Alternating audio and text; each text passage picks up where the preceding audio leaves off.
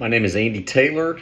I am submitting the video for the evaluating of leaders, and I've chosen to do an interview with Dr. Danny Akin, the president of Southeastern Baptist Theological Seminary.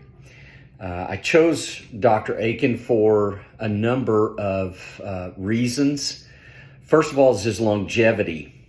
He's been the president at Southeastern for just over 20 years now. In fact, we just had a big celebration out there of his 20-year mark, and he has left an indelible mark on the institution by staying there so long and by giving such incredible, influential leadership to the institution. I also chose him because of his enduring focus at the school. He is truly a singular-minded leader.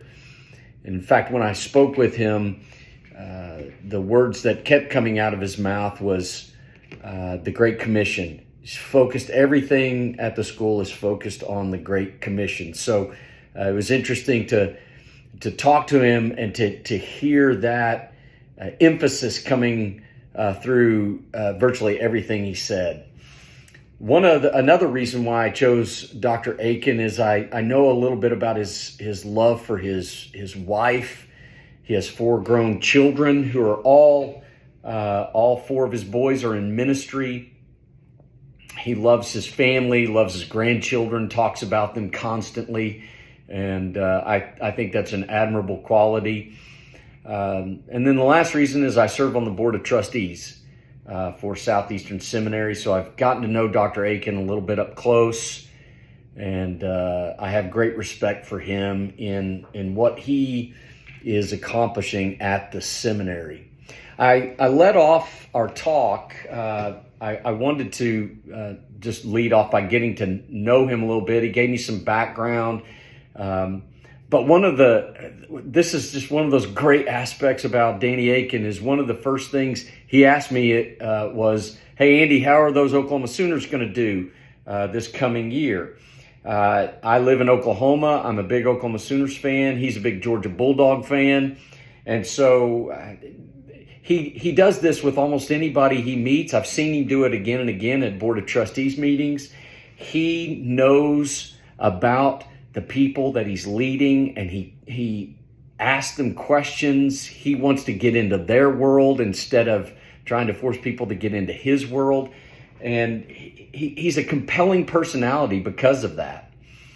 After we kind of talked about some of those things, and he made me feel very welcome and very at ease in talking to him, I asked him how he defines leadership. And he gives kind of the classical definition of leadership. He says he believes that leadership is influencing people toward doing the right things. And ultimately, as a Christian leader, leadership is influencing people towards the fulfillment of the Great Commission. And that is just a theme that came up again and again and again for Dr. Akin. He emphasized that he believes that there are just many hats to leadership, and particularly to pastoral leadership. That a pastor leads in the pulpit, a pastor leads in the hospital room, a pastor leads in prayer and as a theologian, and in modeling faith and evangelism for the people that he leads. He says if a leader is going to be effective, he's got to inspire people. Great Christian leaders inspire Christians. He said this again, they inspire them to fulfill the Great Commission. So we kind of moved from his definition of leadership, and I asked him about who modeled leadership for him. And immediately, without hardly even taking a breath, he mentioned Adrian Rogers. He talked about Adrian Rogers' preaching. And of course, everyone knows a lot about his preaching. But Dr. Akin spoke with great warmth about observing one particular circumstance of Dr. Adrian Rogers' pastoring. He talked about how when Bellevue Baptist Church had determined that they needed to move into a new facility, that Adrian Rogers wanted to bring every person in the church on board, not just every leader in the church, but every person in the church. And so in order to do that, Adrian Rogers visited in the home of every member of that church. Took him 4 years to do it, so that he could personally cast vision in their living room or around their kitchen table. And as Dr. Akin talked about that, you could hear almost emotion coming out of him about what a great example this was to him about leadership and about how to lead people effectively. The fact that you don't just lead an organization, that you lead individual people. Another name that came about as we talked was Dr. James Merritt. Dr. Merritt has been a longtime friend for Danny Akin, and Dr. Akin told several stories of how James Merritt had demonstrated great leadership through his counsel, his correction, his wisdom, even his love as a friend. And again, you could almost feel the emotion in Dr. Akin's voice as he spoke, particularly about those two men, Adrian Rogers and James Merritt. He worked for some other men that had modeled some great leadership qualities, men like Paige Patterson and Al Mohler. He worked for each of those men 9 years apiece. And then he talked at a little bit of length about different men that he had read their books, and he spoke specifically about Francis Schaeffer and the impact that those books had on him.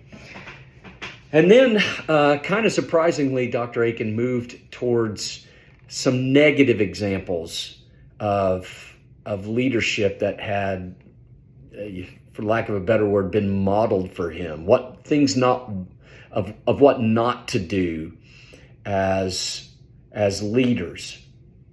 And he mentioned.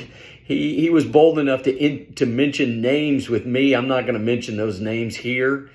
But Dr. Akin spoke very specifically about the fact that as leaders, it's incumbent upon us not just to start well, not to run well, but every single day being focused on finishing well, and how just one misstep can have such a great effect on our leadership and our leadership legacy. And so, he talked about the fact that in leadership, you swim in the pool with a lot of different folks. That was a big quote that he used, and was very quick to say that there was not just one person who had impacted it, but his own leadership was really kind of the fabric of many different people who had influenced him and impacted him. So a great opportunity to meet with a great leader, and I look forward to spending more time with Dr. Danny Akin.